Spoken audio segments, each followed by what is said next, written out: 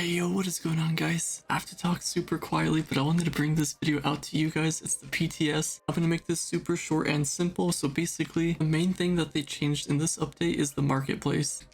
So if you're trying to sell something on the marketplace, just know that you can actually see all the tabs now. So that's good. Everything is there. You don't have to scroll or anything. So it looks a little bit more neat. So that part is cool. The part that's not cool is that they're taxing you now. So every time you sell something, you're going to get a 10% tax on whatever you sell. So if you're trying to sell something super expensive, it's kind of going to be a lot of flux, so you're going to be losing a lot. And this is actually super terrible if you have alt accounts, because if you're holding flux on a different account, transferring all that over is going to be super annoying. I don't think they did anything with trade posts or club chests, so if you want to, you can trade everything from there if you want to.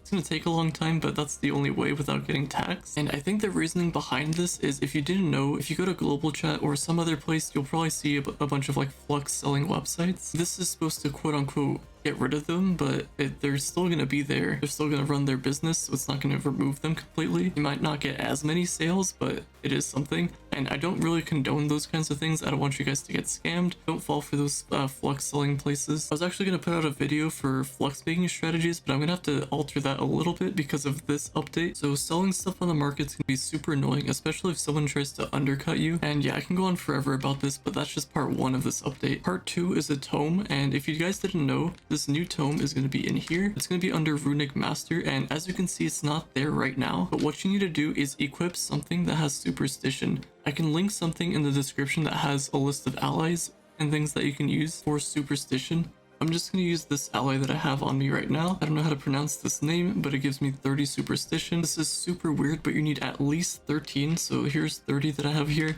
And with 13, you can see this new tome, kind of an interesting number that they chose here. Now, we don't know what this resource really does yet, but basically it says that it takes longer to finish this tome compared to your usual tomes. So I don't know why they made that specific with this one. I don't know if they really know what they're doing with any of these updates, because it seems kind of strange. But if you want to check it out, there it is. You can only do it once a week.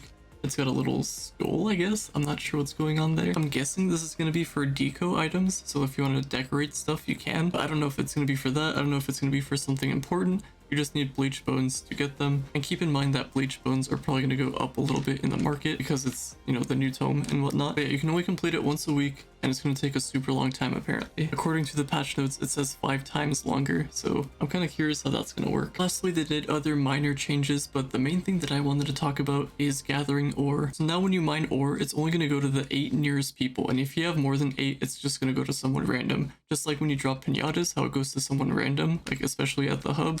There's a bunch of people there in the middle. It's gonna go to someone random. Now this is terrible because nitro trains are not going to be useful anymore, and mining in groups in general is not going to be helpful at all. So they're really making this game a very solo based game, even though it's supposed to be played in groups. At least that's the idea that I got from it. But the more and more this game kind of goes on, the more solo based it becomes. I think with this, they're trying to make it so you can't stack up alts in a certain area to gather a bunch of resources. But really, are alts really that much of a big deal? Because of this change, the market value prices for a lot of items actually are going to change a lot.